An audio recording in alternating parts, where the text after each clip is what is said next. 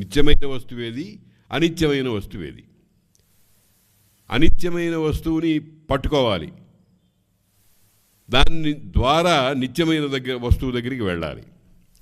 నిత్య అనిత్య వస్తు వివేకం కావాలి. అది చాలా చాలా అవసరమైనటువంటిది.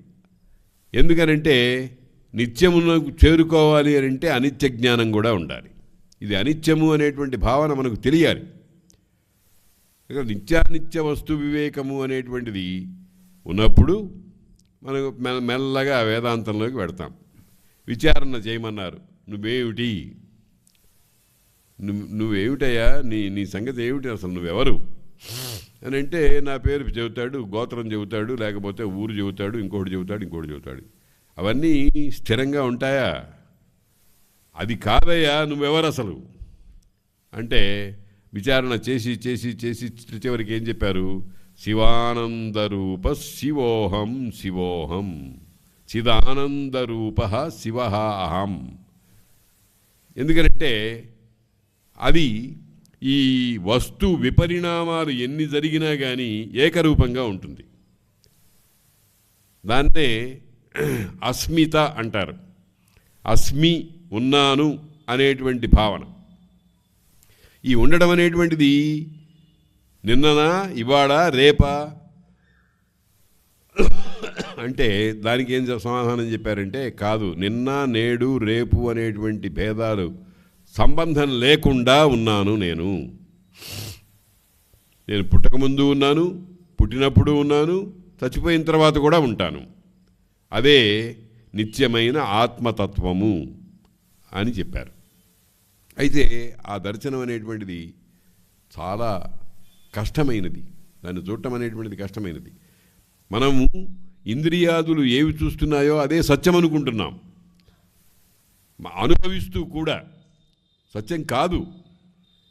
సత్యం అంటే ఏమిటి అర్థం చెప్పారంటే శాస్త్రకారులు త్రికాల అబాధ్యము అన్నారు. 3 కాలాల్లోనూ ఏకరూపంగా ఉండాలి, మార్పు పొందకూడదు. మనం కాదు కదా, సత్యం కాదు కదా. దానికి ప్రత్యక్షమైన ఉదాహరణ ఏమిటంటే పుట్టినప్పుడు ధ్యానుడున్నాం, పెరిగిన తర్వాత 6 అడుగులు పెరిగాం, తర్వాత తీసుకెళ్ళి పాడె మీద పెట్టారు. ఎన్ని మార్పులు, ఎన్ని వికారాలు, ఎన్ని రకాల వికల్పాలు వచ్చినాయి. వికల్పము ఒక్కటొచ్చినా సరే అది అనిత్యమే. మరి ఇన్ని వికారాలైతే అనిత్యత్వాన్ని మనం ఎలా గమనించకుండా ఉండాలి?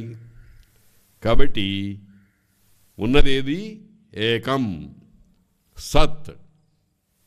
సత్ అంటే ఉండటమే లక్షణంగా కలిగినది అని అర్థం. దానికి నిన్న ఉన్నదా, ఇవాళ ఉంటుందా, రేపు ఉంటుందా అనేటువంటి ప్రశ్నలు లేవు. ఆ రకంగా ఉన్నదాన్నే బ్రహ్మము అని అంటారు. బ్రహ్మమొక్కటే, పరబ్రహ్మమొక్కటే అన్నారు అన్నమాచార్యుల వారు. ఇది గమనించాలి.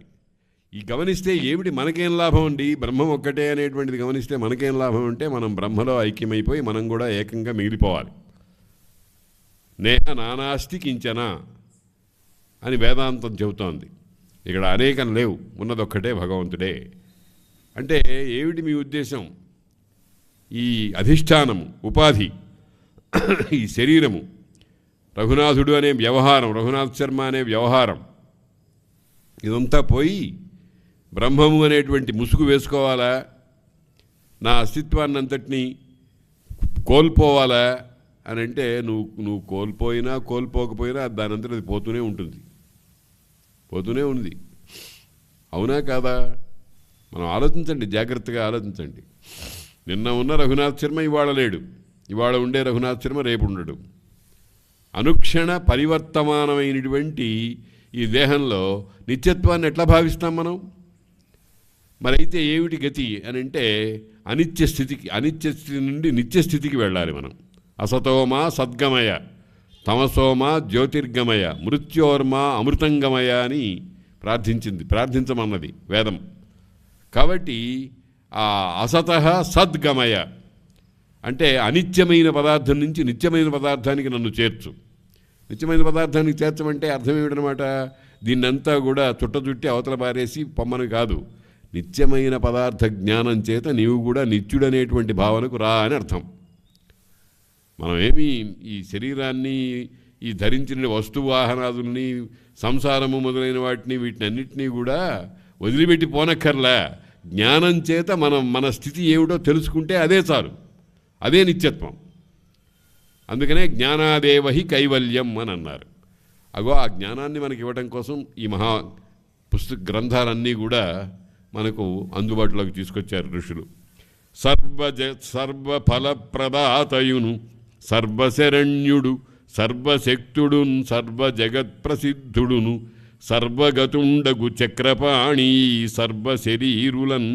శరీరులున్ విగమ సంగతి చెంది విశీర్యమాణులై పర్వినచో నభంబుగతి బ్రహ్మముతా చెడకుండునెప్పుడు. లోకంబులు, లోకేశులు, లోకస్థులు తెగిన